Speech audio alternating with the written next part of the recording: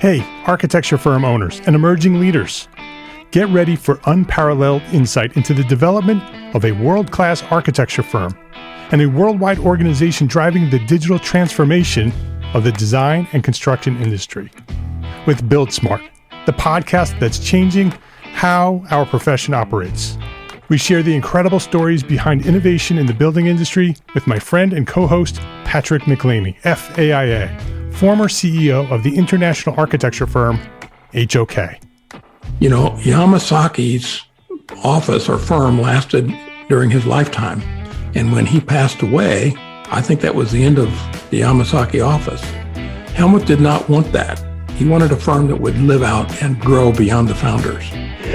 In Season 1, discover the untold stories behind HOK's meteoric rise, from 150 employees in St. Louis to a powerhouse with over 1,900 staff members and 27 offices worldwide.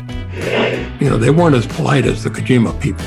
That was just boom. And anytime you have a creditor, whether it's Kojima or the bank, that wants their money, unless you can raise money someplace else, you are out of business.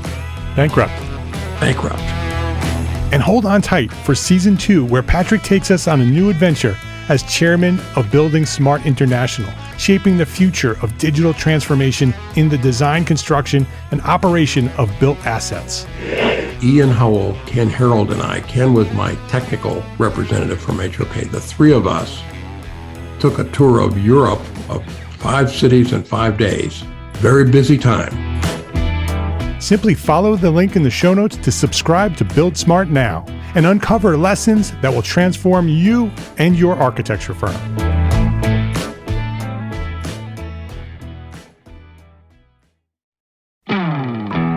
Hey, architecture firm owners and emerging leaders. Get ready for unparalleled insight into the development of a world-class architecture firm and a worldwide organization driving the digital transformation of the design and construction industry. With Build Smart, the podcast that's changing how our profession operates. We share the incredible stories behind innovation in the building industry with my friend and co-host, Patrick McLeamy, FAIA, former CEO of the international architecture firm, HOK. You know, Yamasaki's office or firm lasted during his lifetime. And when he passed away, I think that was the end of the Yamasaki office. Helmut did not want that. He wanted a firm that would live out and grow beyond the founders. In Season 1, discover the untold stories behind HOK's meteoric rise, from 150 employees in St. Louis to a powerhouse with over 1,900 staff members and 27 offices worldwide. You know, they weren't as polite as the Kojima people. That was just boom. And anytime you have a creditor, whether it's Kojima or the bank, that wants their money, unless you can raise money someplace else, you are out of business. Bankrupt. And hold on tight for Season 2, where Patrick takes us on a new adventure as chairman of Building Smart International, shaping the future of digital transformation in the design, construction, and operation of built assets. Ian Howell, Ken Harold, and I, Ken was my technical representative from HOK. The three of us took a tour of Europe of 5 cities in 5 days. Very busy time. Simply follow the link in the show notes to subscribe to Build Smart now and uncover lessons that will transform you and your architecture firm.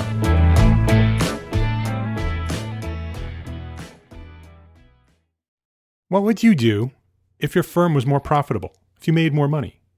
We all want to build better businesses so we can be better architects. Better businesses start with planning your profit.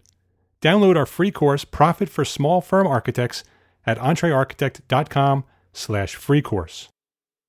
EntreArchitect Podcast, episode 144.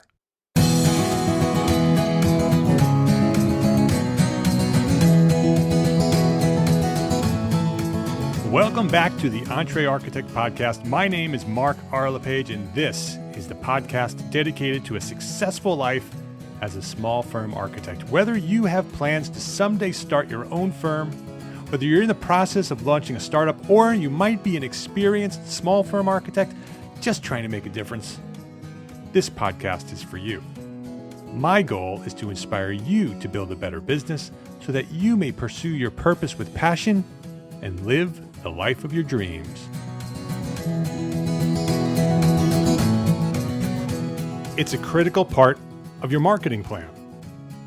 Well, you're out there hustling, you're shaking hands, you're responding to all your RFPs. You got that down, right? You've got that business development thing down. That's all business development. And at the other end, your brand is strong. Your website's working, right? We talked about that in past episodes. And all your marketing material, they're all telling your story, right? You have that all figured out. But somewhere in between the two, between business development and your branded marketing materials, lies a critical step to your success as a small firm architect. It's called public relations. And if you get it right, your phone will keep ringing with your next best clients. This week at EntreArchitect Podcast, Design Evangelist Julie Taylor joins me to share 3 proven public relations strategies for small firm architects. This episode of EntreArchitect Podcast is sponsored by TrueStyle, the leader in high-end architectural interior doors. Learn more at truestyle.com. And Tanglewood Conservatories, combining the romanticism of the 19th century glass architecture with state-of-the-art technology of today. Learn more at tanglewoodconservatories.com. Julie Taylor, welcome to the EntreArchitect Podcast. Thanks so much. I'm happy to be here. Yeah, thanks for joining me here today. We've been friends for a while. We sort of bumped into each other on social media, most likely Twitter. I think that's where we first found one another. May have been somewhere else. It's been a while, so I'm not sure where we first found each other. But we've bumped into each other at conferences and conventions in the past. So we've been friends for a while. So and you're not an architect. Correct. You're a design evangelist. This is how yes. Yeah. I'm an honorary that's right. LA architect. That's right. Honorary AIA from LA. You're the founder and principal of Taylor & Company. And Taylor & Company is a firm specializing in PR, public relations, and marketing for architects and design professionals specifically. So that's who you work with. You work with us. Right. And you've worked with some of the biggest names in the profession, some big firms. You're also a director on the board at AIA National. And you're also a writer and a speaker. So you've written a couple of books and you do a whole bunch of speaking. Yes. I've seen you speak. Very good speaker. So that's sort of a little bit of who you are and what you do. What I'd love to do is start off with your origin story, like we always do here at EntreArchitect Podcast. Sort of go back to your where you first discovered architecture. What sort of drew you to that world? Because you've dedicated your profession to the architects and architectural profession. So what sort of inspired you to do that? And give us your origin story and your journey from that point up to where you are today. Great. Happy to. Well, I've always been drawn to creative expression. I studied art history and fine arts. And when I decided not to go into that professionally, I always wrote too. So I went into magazine publishing.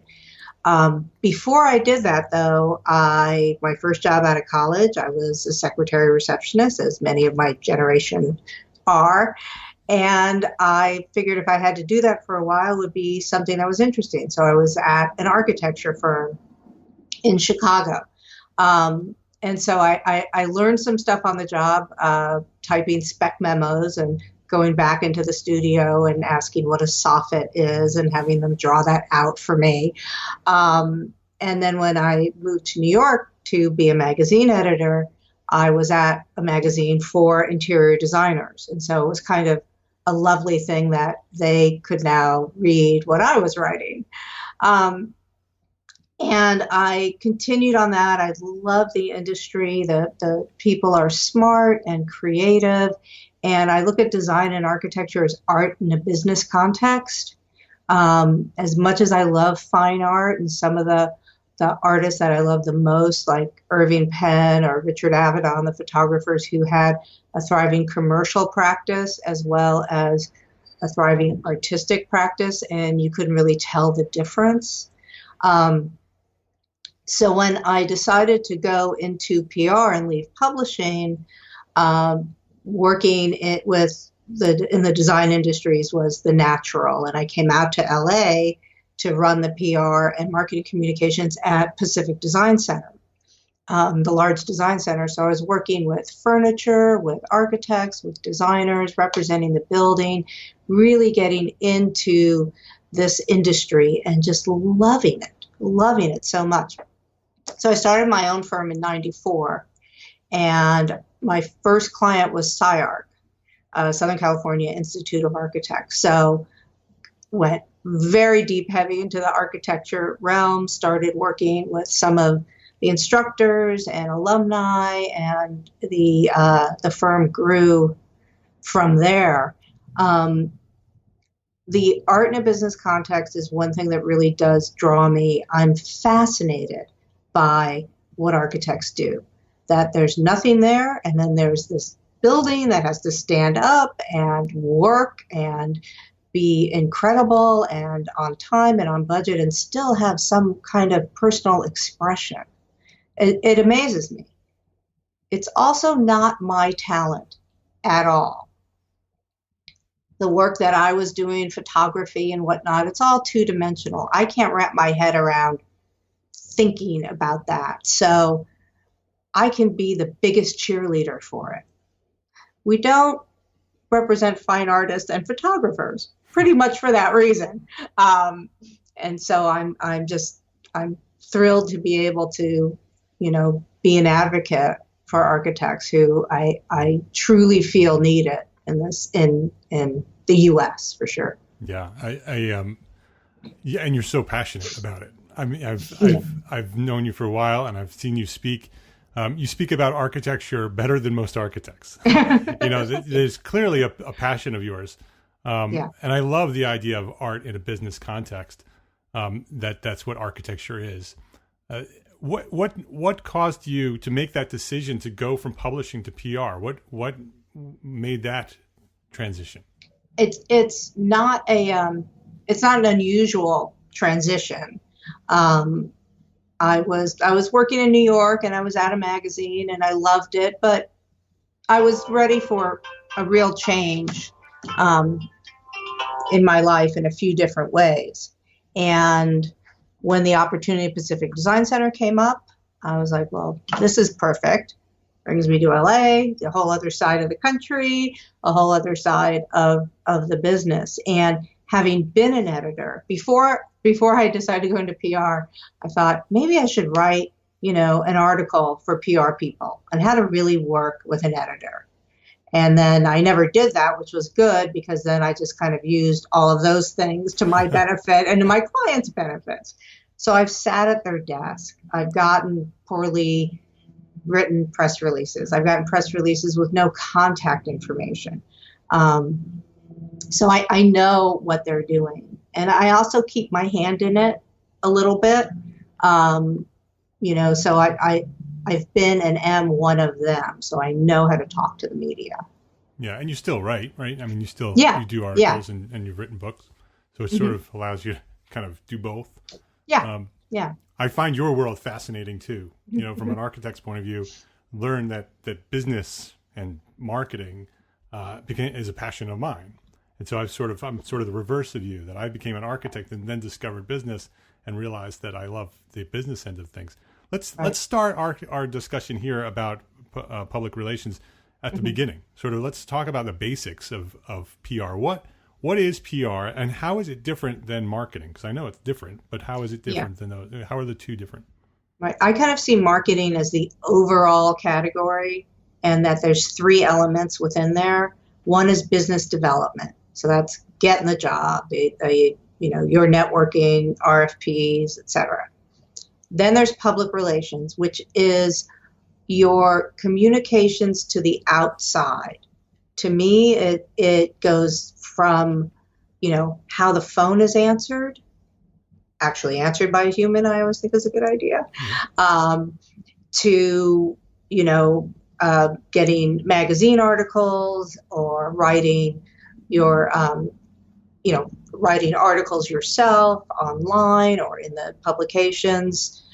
And then very related is marketing communications, website, your LinkedIn, your blogs, your brochures, any of the elements that you would then send out to a potential client.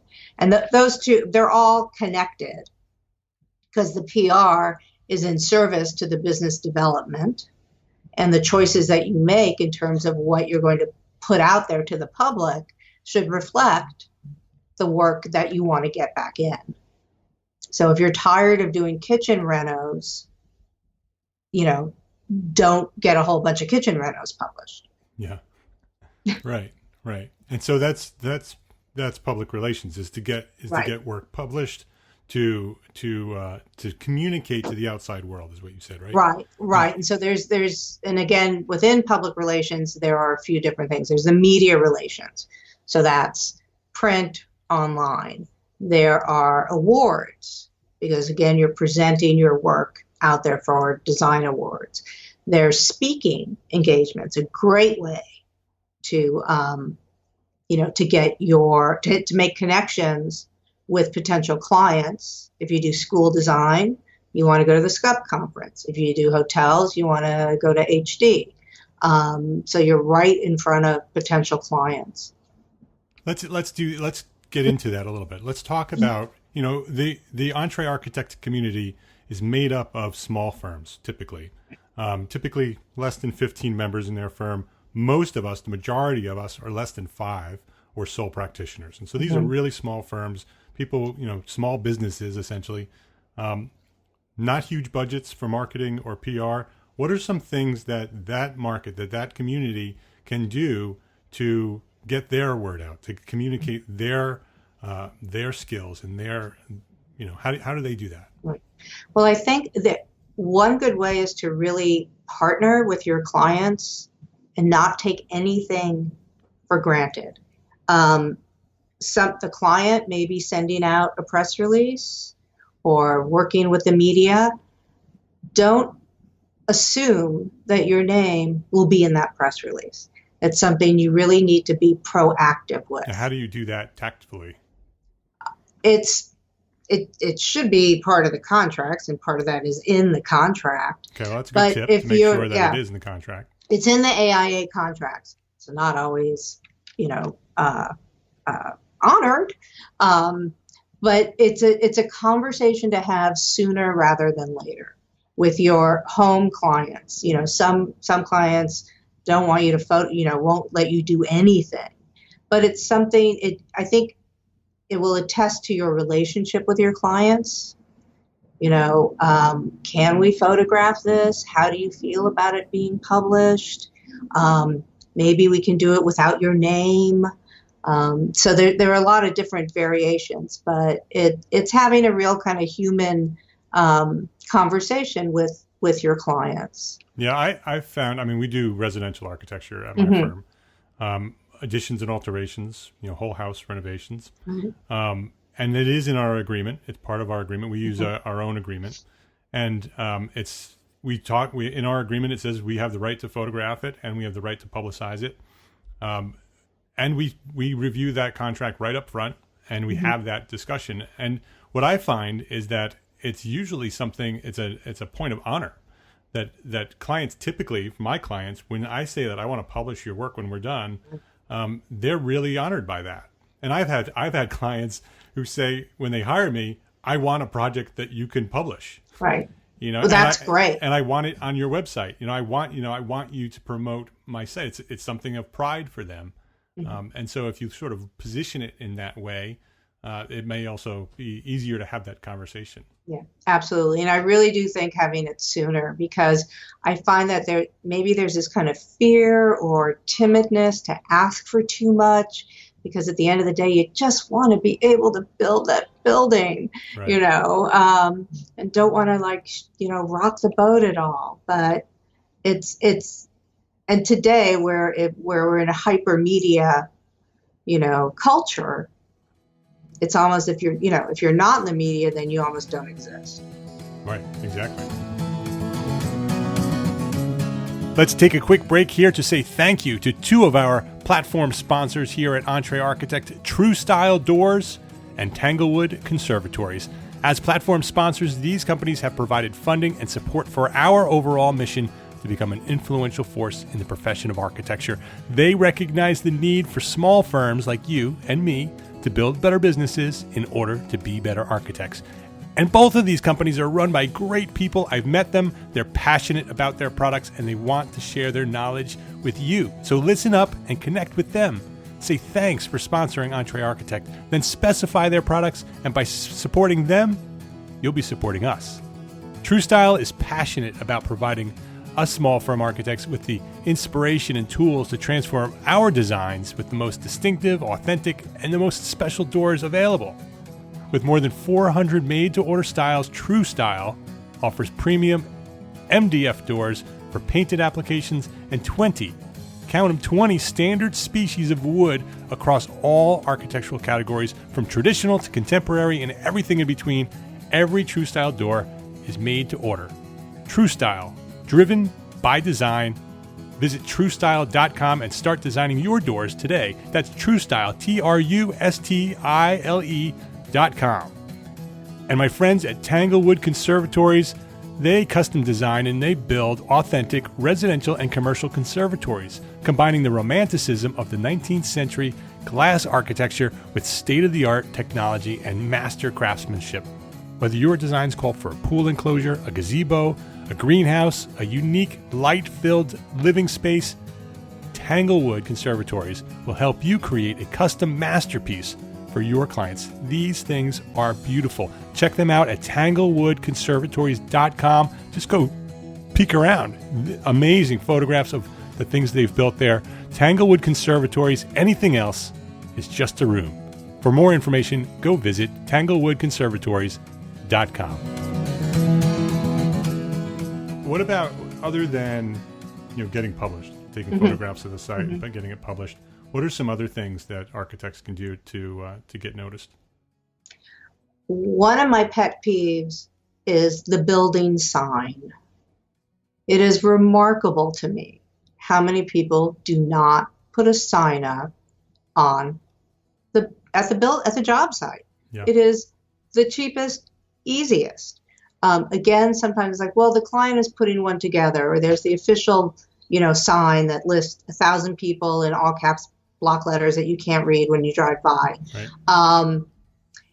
And take a look. The construction companies are never shy about it.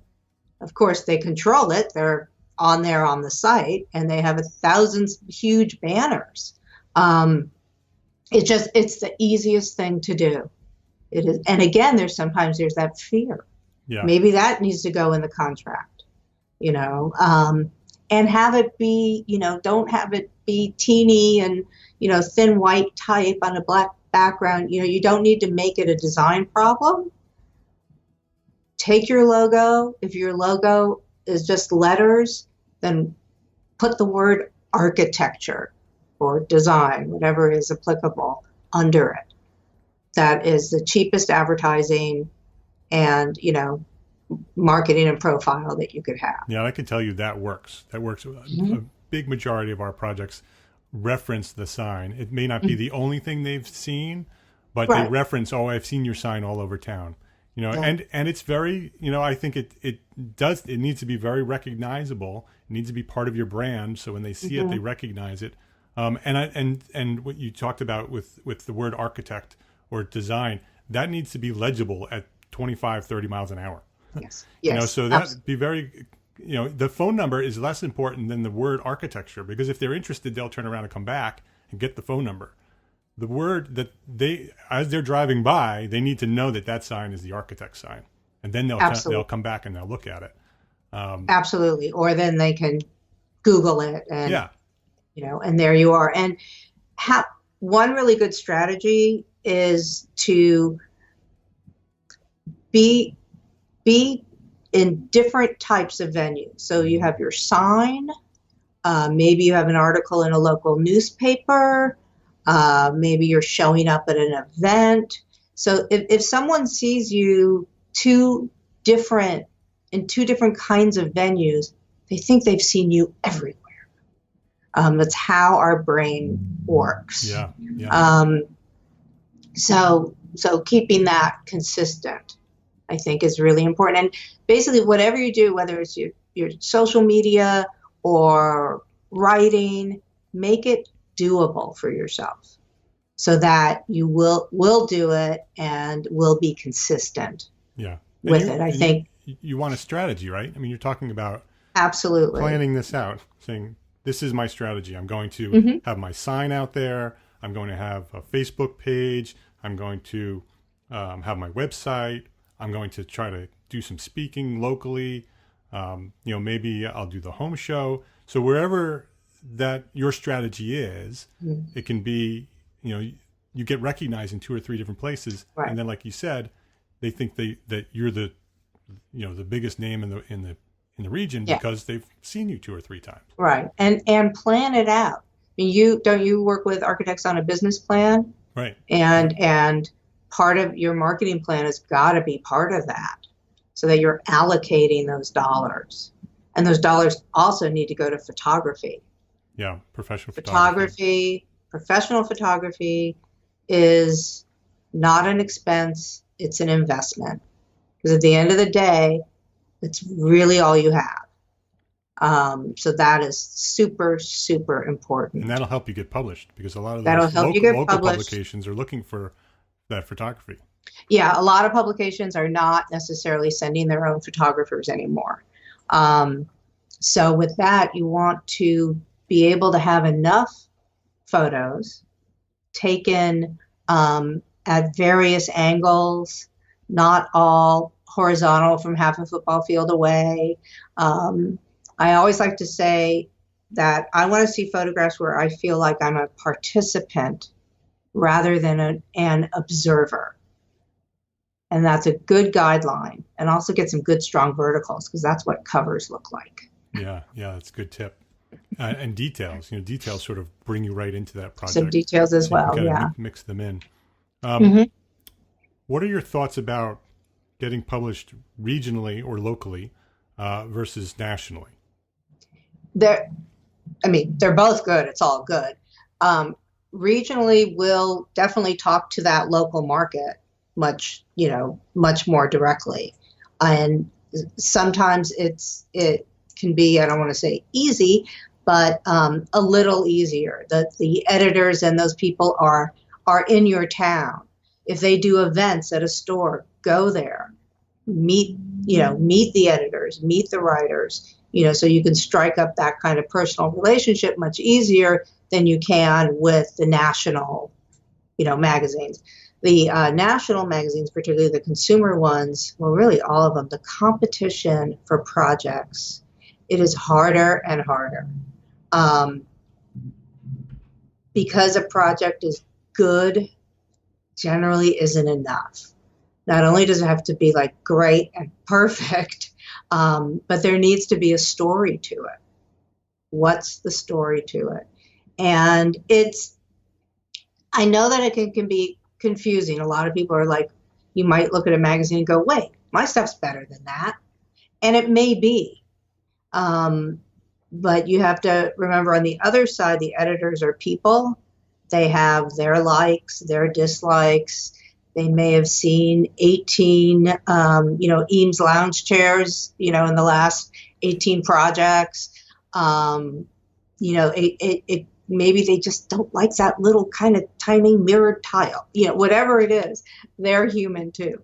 But you do need to know the publications. You do need to study them, see where they're at, see what they're doing. And then also these days there's fewer actual pages, but there's a lot of space online.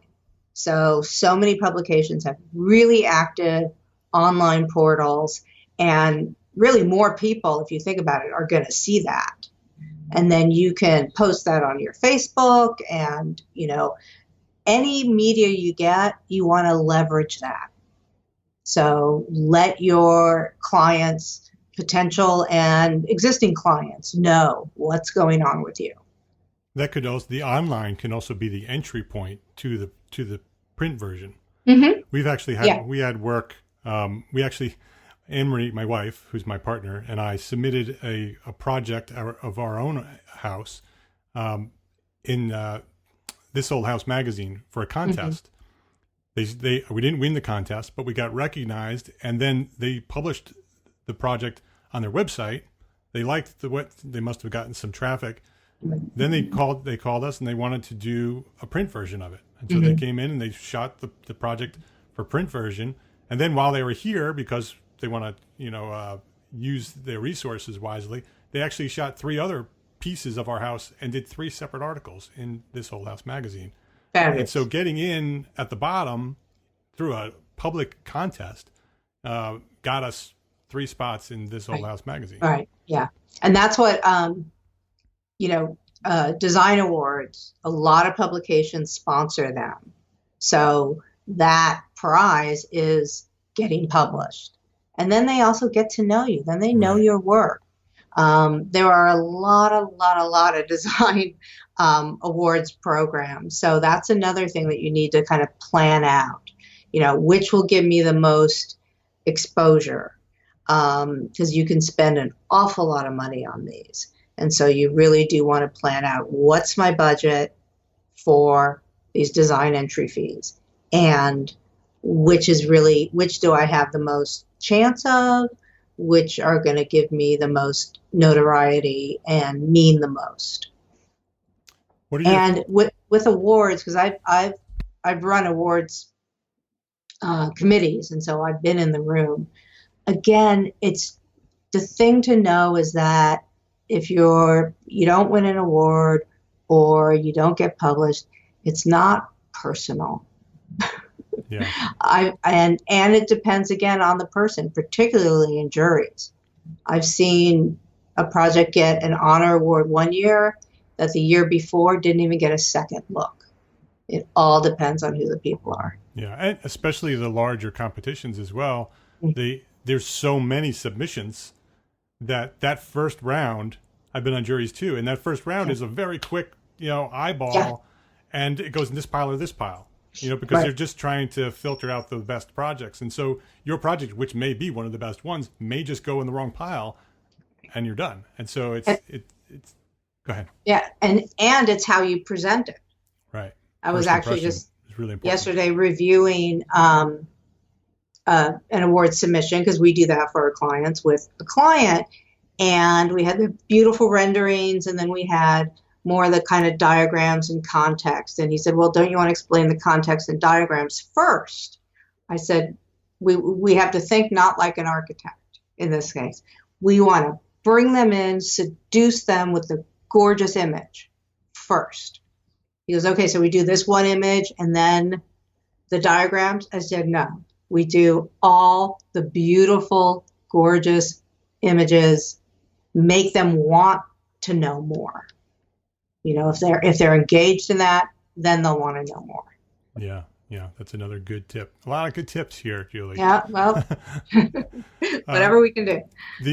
What are your thoughts on working with the Scout? A lot of the national journals or magazines like Better Homes and Gardens and that kind of level magazine, a lot of them you can partner up with a Scout who works independently of those magazines, but they go out looking for projects, looking for articles that they then write, and then they publish. They propose them to the magazines. What are your thoughts on that? Yeah, that's great, because again, those are local people that you can make a relationship with.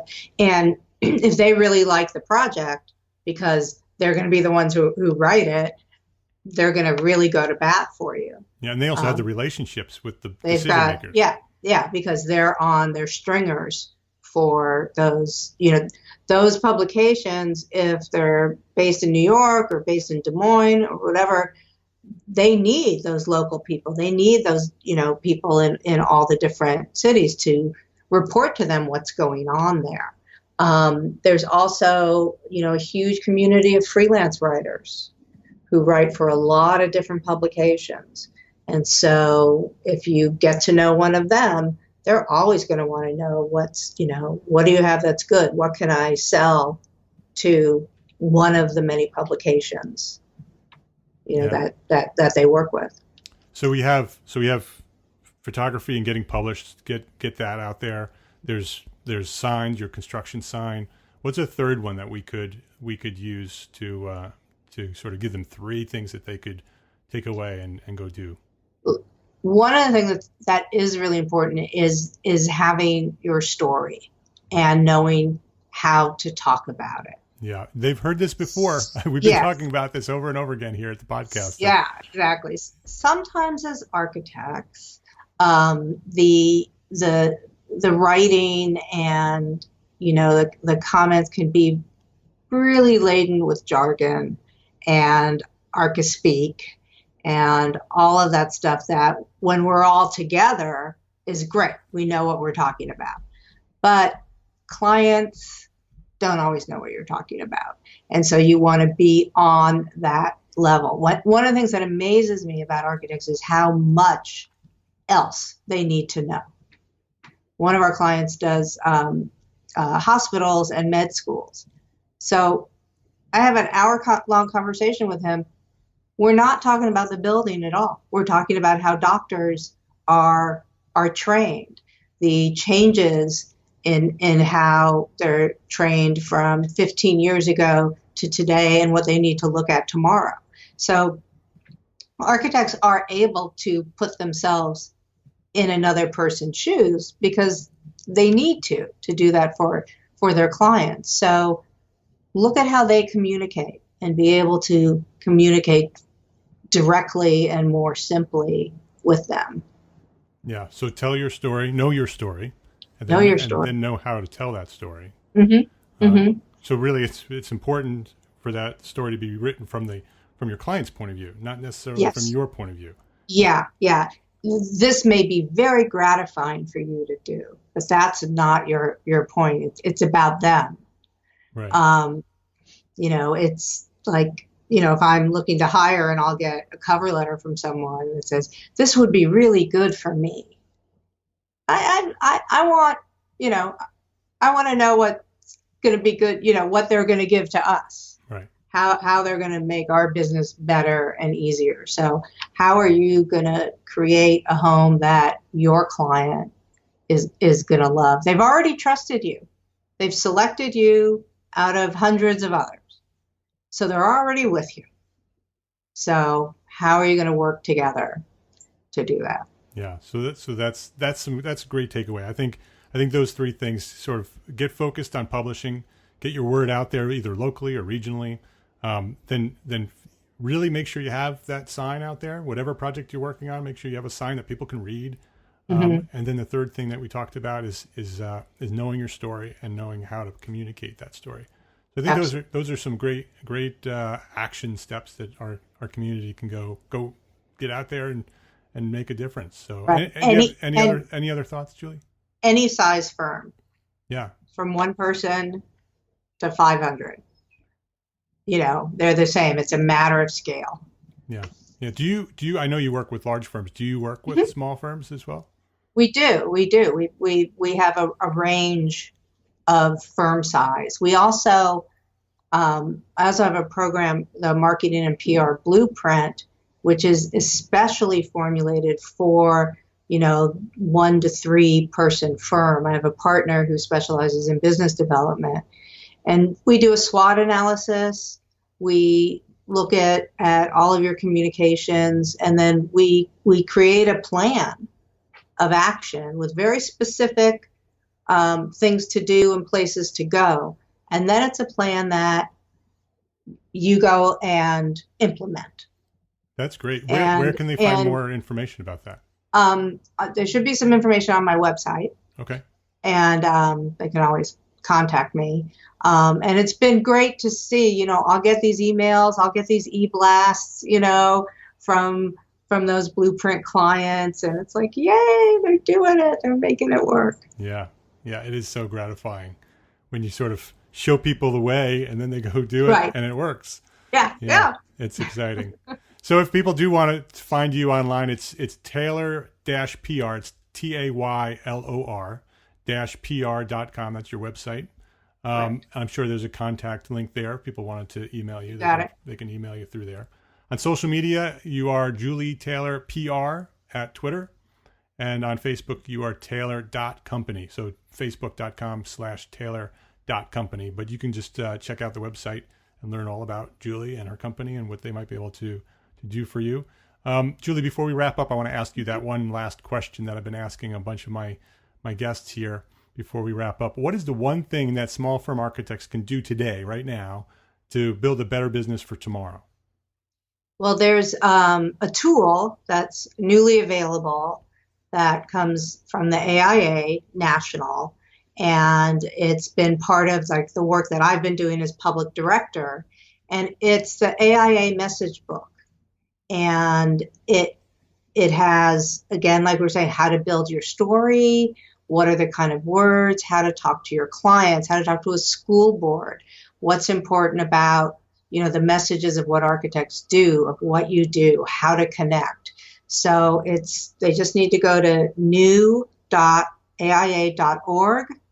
and search for message book and download the PDF. There's a lot of great information in there, and we're so proud and happy to be able, it's brand new, to be able to deliver this. Yeah, brand new. Yeah, that's exciting. I will find it, and we'll have a link on the show notes, so they can just go to EntreArchitect.com/episode 144, the number 144, and we'll have a link on the show notes directly to that, so they'll be able to find Fabulous. it. Julie, Thank you very much for spending some time with us here and sharing your knowledge at the EntreArchitect podcast. My pleasure. It's my favorite topic to talk about. Complete show notes and a direct link to download this episode will be found at EntreArchitect.com/episode 144.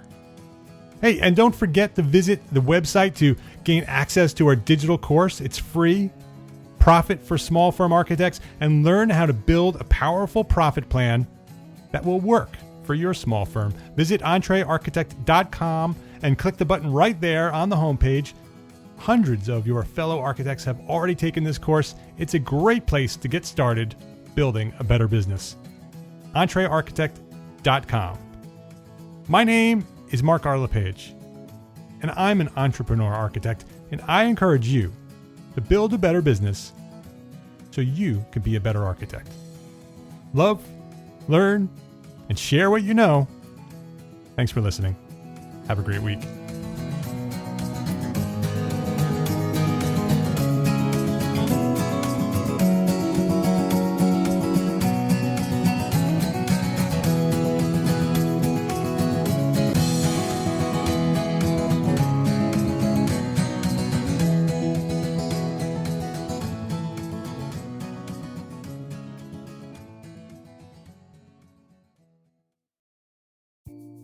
Imagine earning continuing education credits while doing exactly what you're doing right now. Well, you can. Gable Media has revolutionized the way you earn your continuing education credits with a groundbreaking approach. Forget running around town and scouring the internet for credit-worthy courses. Fulfill your CE requirements effortlessly by listening to engaging podcasts just like the one you're listening to now. Our podcasts are designed to educate, entertain, and inspire, all in a user-friendly environment. But wait, there's more. Architects, Gable Media is also approved as an AIA continuing education services provider. Upon completion, we handle everything, from reporting your hours directly to the AIA to storing your certificates in your personal Gable Media profile for your self-reporting needs. So follow the link in the show notes and start earning your credits in the most innovative and entertaining way possible with Gable Media. Attention architects and creative minds. Get ready to supercharge your brand with Build Your Brand, the podcast that's unlocking the secrets of branding success for creatives. Hey there, it's Mark R. LePage, founder of EntreArchitect, and I'm inviting you to join my friend, architect marketing expert Jeff Eccles at Build Your Brand podcast, where he explores the captivating stories of the world's top brands and transforms their lessons into powerful moves for small firm architects and creatives like you. In Season 1, Jeff shares the thrilling tale of Southwest Airlines, where he dissects their journey to the summit and distills it into strategies tailor-made for you. It's important to keep in mind that companies like Southwest compete in the real world, just like you, and face real-world challenges, just like you. You might be surprised at how similar those challenges are to the struggles that you grapple with on a day-to-day basis. Don't miss out on your blueprint for success. Subscribe, tune in, and let's build your brand together. You may have noticed that the very best brands in the world are also known for having somewhat unique corporate cultures. That's often the glue that holds everything together when they encounter those rough spots. We don't do it because it inconveniences the passengers to whom we are primarily dedicated, the short-haul, frequent flyer. Follow the link in the show notes to subscribe to Build Your Brand today. Remember, no matter the size, the journey's the same. Your brand's journey to the top starts here.